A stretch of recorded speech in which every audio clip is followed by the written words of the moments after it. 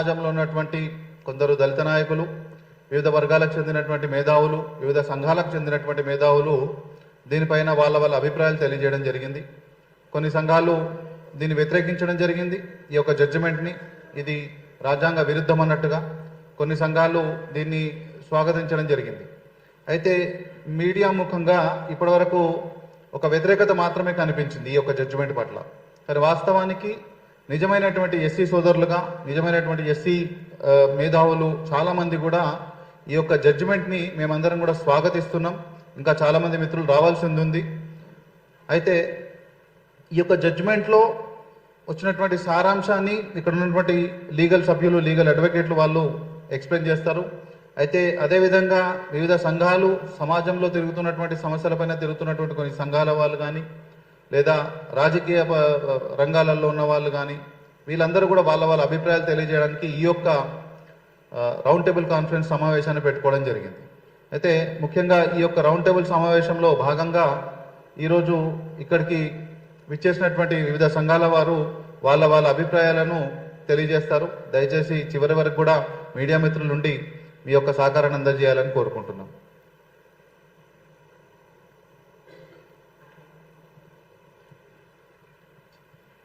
అలా కూర్చోవచ్చా, నిలబడి చెప్పాలి? అయితే ముందుగా దీనిపైన ఓవరాల్ సబ్జెక్ట్ ఒక వ్యూ కోసం నేను మాట్లాడతాను. ముందుగా మాట్లాడిన తర్వాత ఇంకా పెద్దలు వస్తారు, మన మిత్రులు కూడా అందరూ కూడా మాట్లాడతారు. ముఖ్యంగా ఈ యొక్క విషయంలో మొన్న కొన్ని సంఘాలకు సంబంధించినటువంటి వాళ్ళు, దాంట్లో ఉదాహరణకు మందకృష్ణ మాదిక్ గారు మరియు కొంతమంది వివిధ దళిత సంఘాల నాయకులు, వీళ్ళందరూ కూడా కొన్ని మీటింగ్లు పెట్టి, రౌండ్ టేబుల్ కాన్ఫరెన్స్ సమావేశాలు పెట్టి, ప్రెస్ కాన్ఫరెన్స్లో దీన్ని రాజ్యాంగ వ్యతిరేకమని, ఆర్టికల్ 25కు వ్యతిరేకమని, ఆర్టికల్ 17కు వ్యతిరేకం, 16కు వ్యతిరేకం అని చెప్పడం జరిగింది. అయితే ఈ యొక్క రిజర్వేషన్ అనేటటువంటి కాన్సెప్ట్కి పూర్తిగా వీళ్ళందరూ కూడా తప్పుదోవ పట్టిస్తున్నారని మేము భావిస్తున్నాం. ఎందుకంటే ముందుగా మిత్రులారా, రిజర్వేషన్ అనేటటువంటి కాన్సెప్ట్ని మనం అర్థం చేసుకోవాలంటే దాన్ని రిప్రజెంటేషన్గా మనం భావించాలి. మనం రిజర్వేషన్ ఎప్పుడైతే మనము సరిగ్గా అర్థం చేసుకుంటామో, ఈ యొక్క ఎస్సీ హోదా అనేది దళిత క్రైస్తవులకు, అసలు దళిత క్రైస్తవులు అనేటువంటి పదమే తప్పది. ఇప్పుడు బీకాంలో ఫిజిక్స్ ఉండదు, రాజ్యాంగంలో దళిత క్రైస్తవులు ఉండదు వాస్తవానికి. కాబట్టి నేను ఏమంటున్నా అంటే, దళిత క్రైస్తవులు అనేటువంటి పదమే తప్పు. దళితులు ఎవరైతే మతం మారుతారో క్రైస్తవులుగా, వాళ్లకు బీసీసీ ఇవ్వబడుతుందని చెప్పి స్పష్టంగా చట్టం ఉంది, జియో ఉంది దానిపైన. ఆ జియో చేసేటప్పుడు కానీ, లేదా ఆ జియోకు ముందు అంటే 1950 ఉత్తర్వుల ప్రకారం, రాజ్యాంగ ఉత్తర్వుల ప్రకారము ఈ యొక్క మతం మారినటువంటి వాళ్లకు జియో వచ్చిన తర్వాతనన్నా బీసీసీగా పరిగణించబడతారు. ఎవరైతే ఎస్సీలు ముఖ్యంగా మతం మారుతారో వాళ్ళకు, మతం అంటే క్రైస్తవంలోకి స్వీకరిస్తేనే, అది కూడా ఇస్లాంలోకి స్వీకరిస్తే మళ్ళీ వాళ్ళని ఓపెన్ కేటగిరీకి పరిగణించబడుతుంది. సో ఎవరైతే మతం మారుతారో వాళ్ళకు బీసీసీ అనేది ఇవ్వక ముందుకు వాస్తవానికి 1990 వరకు బుద్ధిస్టులు కూడా దాంట్లో లేరు. దానికంటే ముందు 1956 వరకు సిక్కులు కూడా లేరు. అంటే 1956లో సిక్కులను జతపరచడం జరిగింది, 1990లో బుద్ధిస్టులను జతపరచడం జరిగింది. దానికంటే ముందు అంటే బాబాసాహెబ్ అంబేద్కర్ గారు బతుకున్నప్పుడే 1950లో ఎప్పుడైతే రాజ్యాంగాన్ని రచించుకున్నామో ఆ టైంలోనే ఈ యొక్క అంశానికి సంబంధించి వారి యొక్క గైడెన్స్ తోటే చేసినటువంటి ఈ యొక్క చట్టం ఏదైతే ఉందో, ప్రెసిడెన్షియల్ ఆర్డర్, రాజ్యాంగ ఉత్తర్వులు అని అంటారో, దీనికి సంబంధించి ఎవరైతే ఎస్సీలు హిందూ మతాన్ని వదిలిపెట్టి, హిందూ ధర్మాన్ని వదిలిపెట్టి ఇతర మతంలోకి పోతారో వాళ్లకు కంప్లీట్గా ఎస్సీ హోదా అనేది వర్తించదు. సార్ దయచేసి రండి ప్లీజ్. లేదు,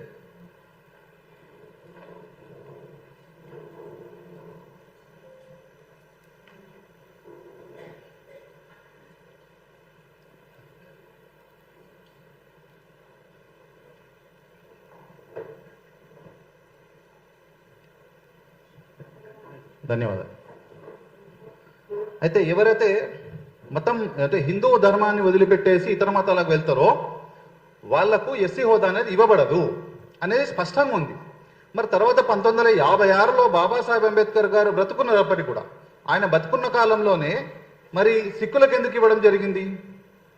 స్పష్టంగా వారు రాసినటువంటి బాబాసాహెబ్ అంబేద్కర్ గారి రచనలు ప్రసంగాల దాంట్లో చూస్తే కనుక వాల్యూమ్ 17లో క్లియర్గా వారు చెప్పడం ఏం జరిగిందంటే, హిందూ దళితులకు మతం మారండి, బౌద్ధం స్వీకరించండి అని నేను చెప్పడం జరిగింది.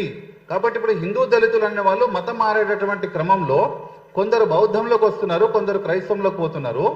కాబట్టి ఈ క్రైస్తవంలోకి ఇస్లాంలోకి పోతే హిందూ దళితులు ఎవరైతే క్రైస్తవంలోకి ఇస్లాంలోకి పోతే వాళ్ళు జాతి వ్యతిరేకులుగా మారుతారు.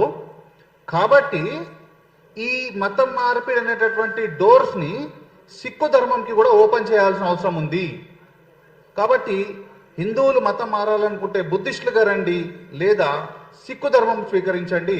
సిక్కు ధర్మం స్వీకరించిన వాళ్ళకు కూడా ఎస్సీ హోదా ఇస్తేనే అప్పుడు సిక్కు ధర్మం వైపు మత మార్పిడి అనేది జరుగుతుంది తప్ప ఇస్లాం క్రైస్తవంలోకి పోతే జాతి వ్యతిరేకులుగా తయారవుతారు. కాబట్టి అది కరెక్ట్ కాదని భావించి బాబాసాహెబ్ అంబేద్కర్ గారి యొక్క ఆలోచన ప్రకారం 1956లో ఈ యొక్క సిక్కులకు కూడా ఎస్సీ హోదా అనేది ఇవ్వడం జరిగింది. సిక్కులకు అంటే అందరు సిక్కులకు కాదు, సిక్కులలో ఒక 4 కులాలకు మాత్రమే.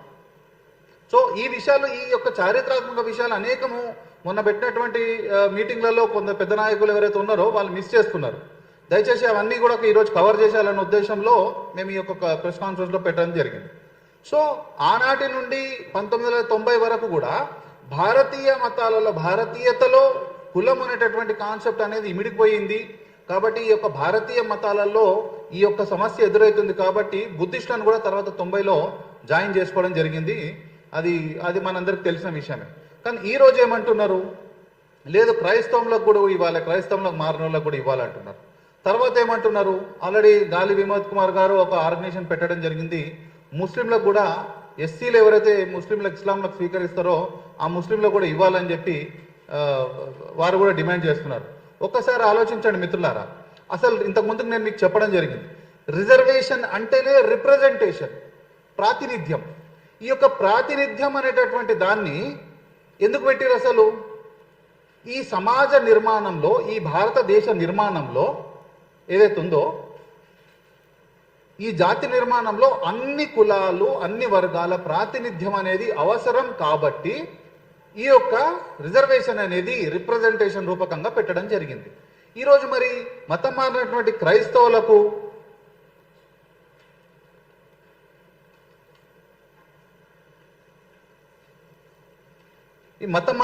క్రైస్తవులకు ఎవరైతే ఉన్నారో వాళ్లకు రిజర్వేషన్ ఇస్తే మరి చట్టసభల్లో కానీ విద్యా ఉద్యోగాలలో కానీ మరి వాళ్ళు మతం మారిన తర్వాత మరి మా ప్రాతినిధ్యం ఎట్లున్నట్టు? అక్కడ పోయిన తర్వాత కూడా క్రైస్తవుల ప్రాతినిధ్యమే ఉంటుంది కదా, మరి మా ప్రాతినిధ్యం ఎట్లున్నట్టు? ఇప్పుడు మీరు చాలా విషయాలు సెంటిమెంటల్గా, ఎమోషనల్గా మాట్లాడారు కొంతమంది పెద్దలు. మరి ఈ ఎమోషన్స్ కాదండి ఇక్కడ మా ఆలోచించాల్సింది. ఒక కోర్టులో ఒక కేసు తేల్చేటప్పుడు లేదా చట్టసభల్లో చట్టాలు రూపొందించేటప్పుడు ఎమోషన్స్ చూడరు, క్యాల్కులేషన్స్ చూస్తారు, ఈక్వేషన్స్ చూస్తారు, వాళ్ళకి ఇవ్వాల్సినటువంటి అవకాశాలు, ఆపర్చునిటీస్ చూస్తారు. ఇవి మనం విడిచిపెట్టేసి ఎమోషన్స్ మీద మాట్లాడి మనని మనం మోసం చేసుకోవడం తప్ప ఇంకేమవుతుంది?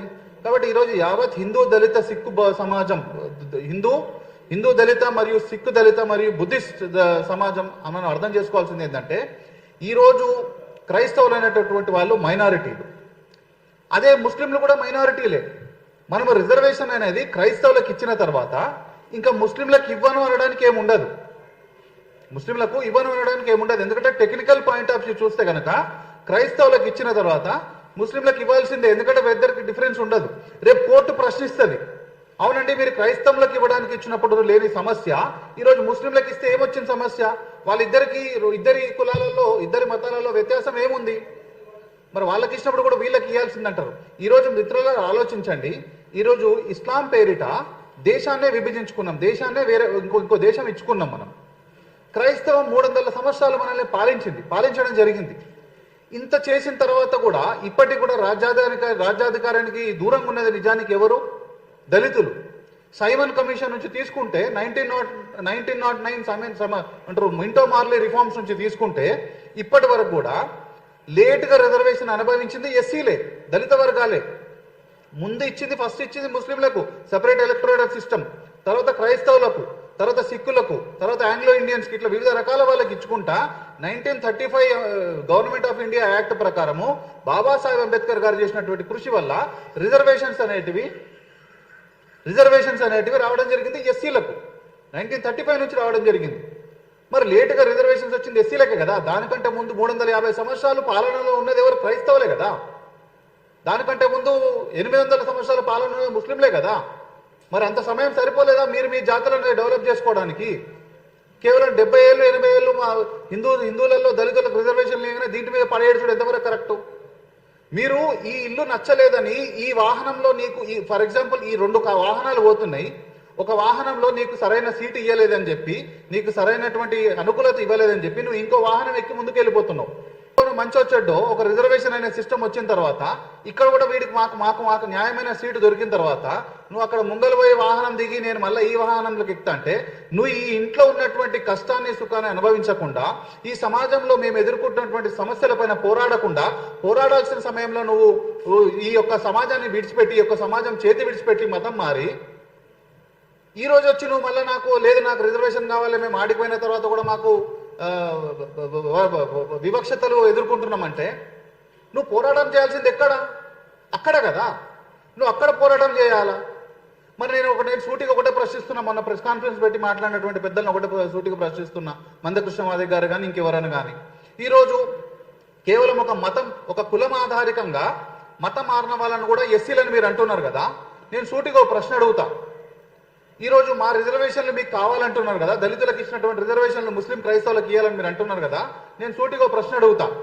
ఈరోజు లక్షల ఎకరాల్లో ఉన్నటువంటి వక్ఫ్ భూములు మరి హిందూ దళితులకు ఇస్తారా? మీరు అంతా దళితులందరూ ఒకటే ఏ మతంలో ఉన్నా అంటున్నారు కదా. మరి అభివృద్ధి కోసం మాట్లాడదాం మనం. లక్షల ఎకరాల్లో ఉన్నటువంటి వక్ఫ్ భూములు హిందూ దళితులకు ఇస్తారా? ఈ సమాజంలో జరిగినటువంటి తప్పిదానికి హిందూ సమాజము రిజర్వేషన్ లేదానికి ఒక 2 వర్గాల మధ్యలో, 2 సమాజాల మధ్యలో జరిగినటువంటి ఒప్పందం. అప్పుడు ఆ యొక్క రిజర్వేషన్ అనేది మేము సాధించుకోవడం జరిగింది. మరి అదేవిధంగా మీకు జరుగుతున్నటువంటి అన్యాయాన్ని మీరు అక్కడ ప్రశ్నించకుండా దీన్ని అడిగితే మేము సూటిగా అడుగుతున్నాం. దళితులందరూ ఒకటే ఏ మతంలో ఉన్నా అంటున్నారు కదా. మరి మీ మతంలో ఉన్నటువంటి వక్ఫ్ భూములు లేదా వందల వేల ఎకరాల్లో ఉన్నటువంటి బ్రిటిష్ కాలంలో చర్చిల పేరు మీద ఇచ్చినటువంటి లక్షల ఎకరాలు ఏవైతే ఉన్నాయో ఎన్ని ఉంటాయని నాకు దాని లెక్క తెలియదు. కానీ మరి ఆ భూములన్నీ హిందూ దళితుల పేరిట రాయడానికి సిద్ధంగా ఉన్నారా? చెప్పండి. మీరు ఇస్తే ఈ రిజర్వేషన్లు కూడా పంచుకుందాం. ఏమంటారు? కాబట్టి లాజిక్ లేకుండా మాట్లాడడం కరెక్ట్ కాదు. ఈ యొక్క దేశ నిర్మాణంలో రిజర్వేషన్ అనేది రిప్రజెంటేషన్ అని పెట్టడం చెప్పిందని మీకు ఆల్రెడీ చెప్పడం జరిగింది. ఈ యొక్క జాతి నిర్మాణంలో ఏ వర్గం వెనుకబడ్డది, ఏ వర్గం ముందుకు వెళ్ళిపోయింది, ఫార్వర్డ్ క్లాస్కి వెళ్ళిపోయింది, ఏ వర్గం ఇంకా అభివృద్ధి చెందాల్సి ఉంది, విద్య ఉద్యోగం వైద్యానికి రాజకీయానికి దూరంగా ఉంది, వాళ్ళందరి ప్రాతినిధ్యం అనేది చట్టసభల్లో విద్యా ఉద్యోగ రంగాల్లో అవసరం అనేటటువంటి భావించి ఈ యొక్క రిజర్వేషన్స్ పెట్టడం జరిగితే ఈరోజు మీరు అక్కడ పోయి ఆ కంచంలో తిని మళ్ళీ వచ్చి మా కంచంలో తింటామంటే మరి మేము తినొద్దా? మా కడుపులు ఇట్లనే బక్క చిక్కిపోయి ఉండాలా? మా బిడ్డలు ఇట్లనే బక్క చిక్కిపోయి ఉండాలా? ఈరోజు ఒక మైనారిటీ ఎడ్యుకేషన్ ఇన్స్టిట్యూషన్స్ చదువుకుంటున్నటువంటి ఒక క్రైస్తవ యువకుడికి సంబంధించి, ఆ యొక్క క్రైస్తవ యువకులకు సంబంధించి ఈరోజు ఎస్సీ ఎస్టీ యువకులు ఎవరైతే ఈ యొక్క ఊర్లలో ఉన్నత పాఠశాలలు మన గవర్నమెంట్ స్కూళ్ళలో చదువుకునే ప్రాథమిక పాఠశాలలో చదువుకునే పిల్లలు పోటీ పడలేరు. ఎందుకంటే ఆ క్వాలిటీ ఆఫ్ ఎడ్యుకేషన్ చాలా మారుతుంది. మరి వాళ్ళకి ఆ క్వాలిటీ ఆఫ్ ఎడ్యుకేషన్ ఎక్కడి నుంచి వచ్చింది?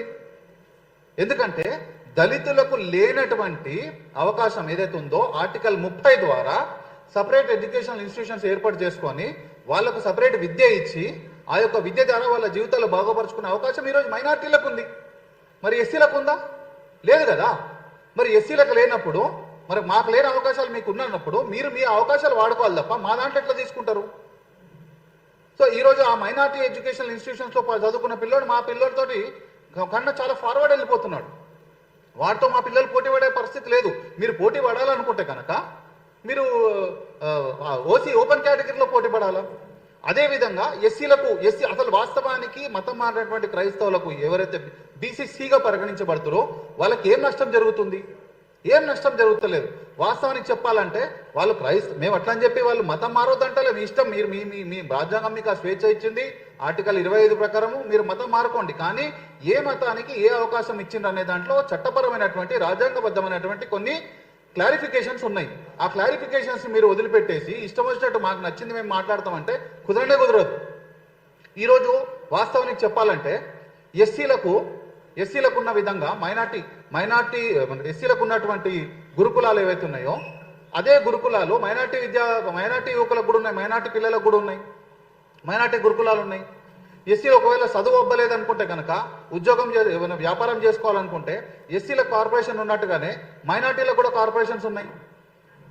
అదేవిధంగా మీరు చూసుకుంటే కనుక ఏమైనా అన్యాయం జరిగితే ప్రభుత్వం స్పందిస్తలేదు, ప్రభుత్వ అధికారులు స్పందిస్తలేరంటే కనుక ఏదైతే ఎస్సీలకు కడుపు నొప్పిలేసి అంటే కష్టం వస్తే చెప్పుకోవడానికి ఎస్సీ కమిషన్స్ ఉన్నాయి, స్టేట్ మరియు సెంట్రల్.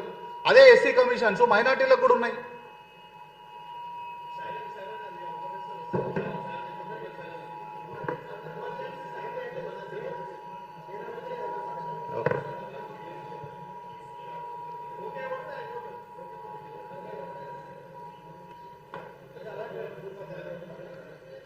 సో ఎస్సీలకు ఉన్నటువంటి అన్ని అవకాశాలు ఈరోజు మైనార్టీ విద్యా సంస్థలలో, మైనార్టీ కార్పొరేషన్స్లో, మైనార్టీ కమిషన్స్లో ఈరోజు వాళ్ళందరూ కూడా ఇవ్వడం జరిగింది. అదేవిధంగా ఎస్సీలకు ఉన్నటువంటి రిజర్వేషన్స్ ప్రకారం బీసీసీ వాళ్ళ జనాభా ప్రాతిపదికన చూస్తే కనుక లేటెస్ట్ జనాభా లెక్కలు చూసినా కూడా 0.3% ఉంది. 0.3% ఉన్నటువంటి పాపులేషన్కి 1% రిజర్వేషన్ ఉంది. మేము దాన్ని కూడా స్వాగతిస్తున్నాం. ఓకే, పర్వాలేదు, వాళ్ళు కూడా బాగుపడాలి. వాళ్ళేం క్రైస్తవులైనంత మాత్రం వాళ్ళు బాగుపడద్దని కదా, వాళ్ళు కూడా బాగుపడాలి, వాళ్ళు మనుషులే. కానీ మా కంచంలో పొత్తడగడం న్యాయం కాదు అంటున్నాం మేము. ఇది హిందూ దళితులకు, హిందూ సమాజంలో ఎదుర్కొన్నటువంటి వివక్షతలకు సంబంధించి వచ్చినటువంటి ఒక ఫలం. ఈ యొక్క ఫలాలకు సంబంధించి వాళ్ళకు వర్తించవు. ఈరోజు క్రైస్తవంలో కులం ఉన్నదా? లేదు. ఇస్లాంలో కులం ఉన్నదా? లేదు. వీళ్ళు ఎక్కడొచ్చేసి అది వాటికన్ సిటీ నుంచి డిక్లేర్ చేయాల్సింది వీళ్ళు ఇక్కడొచ్చేసి మాట్లాడితే ఎట్లా కుదురుతుంది? వాస్తవానికి చెప్పాలనుకుంటే కనుక విద్యా, ఉద్యోగ, రాజకీయ రంగాలలో ఏ పాయింట్ ఆఫ్ వ్యూ చూసినా కూడా ఎస్సీలు ఎవరైతే మతం మారుతున్నారో క్రైస్తవంలోకి వాళ్ళకి ఎటువంటి నష్టం లేదు. ఎస్సీలకు ఏ అవకాశాలు అయితే మైనార్టీ విద్యా సంస్థల ద్వారా, మైనార్టీ కార్పొరేషన్స్ ద్వారా, మైనార్టీ కమిషన్స్ ద్వారా, బీసీసీ రిజర్వేషన్ ద్వారా వస్తున్నాయో అన్ని కూడా క్రైస్తవులకు కూడా వస్తున్నాయి మైనార్టీ యొక్క హోదాలో. ఇంకా ఏ విధంగా నష్టపోతున్నట్టు మనం ఆలోచించాలి దయచేసి. ఇంకోటి ఆర్టికల్స్ గురించి అడ్వకేట్ గారు కూడా చెప్తారు. నెక్స్ట్ ఇంకా చాలా మంది మాట్లాడేది ఉంది. ఇది చాలా పెద్ద వాస్ట్ సబ్జెక్టు. కాబట్టి దయచేసి ఈ యొక్క మీడియా మిత్రులు మేము వేడుకునేది ఒకటే, మేము చెప్పే పాయింట్స్ అన్ని కూడా టెక్నికల్గా ఉన్నాయి. దయచేసి అందరూ కూడా మీడియా మిత్రులు సహకరించాలి ఈ విషయం పైన అని చెప్పి కోరుకుంటున్నాను. జై భీమ్.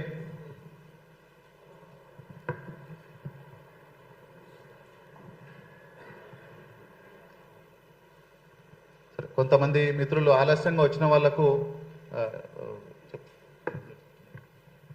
అందరికీ నమస్కారం. నేషనల్ అంబేద్కర్ సొసైటీ జాతీయ అధ్యక్షులు మన్నె శ్రీధర్ అన్న గారికి కూడా స్వాగతం, సుస్వాగతం. అలాగే మన గ్రేటర్ హైదరాబాద్ అధ్యక్షులైన రాజేష్ అన్న గారికి స్వాగతం, సుస్వాగతం. మారేట్పల్లి వెస్ట్ డబుల్ బెడ్రూమ్లో జేబీఎం ఎస్సీ వెల్ఫేర్ అసోసియేషన్ అధ్యక్షులైన హరి గారికి స్వాగతం, సుస్వాగతం అన్న. అలాగే జనరల్ సెక్రటరీ సునీల్ అన్న గారికి కూడా స్వాగతం, సుస్వాగతం. బైండ్లా సొసైటీ అధ్యక్షులు రాజన్న గారికి కూడా స్వాగతం, సుస్వాగతం. మరియు ఆదిజాంబవ అధ్యక్షులైన అంజి గారికి కూడా స్వాగతం, సుస్వాగతం. ఎస్సీ రిజర్వేషన్ పరిరక్షణ సమితి వర్కింగ్ ప్రెసిడెంట్ వెంకటేష్ గారికి మరియు అలాగే జనరల్ సెక్రటరీ అయిన ఉప్పల్ నరసింహ గారికి కూడా స్వాగతం, సుస్వాగతం. అదేవిధంగా సంగారెడ్డి జిల్లా వినోద్ గారికి కూడా స్వాగతం, సుస్వాగతం. మరియు ఏబీఈపీ పూర్వ జాతీయ అధ్యక్షులు పెద్దలు గౌరవనీయులు మురళీ మనోహర్ సార్ గారికి హృదయపూర్వక స్వాగతం, సుస్వాగతం. భారతీయ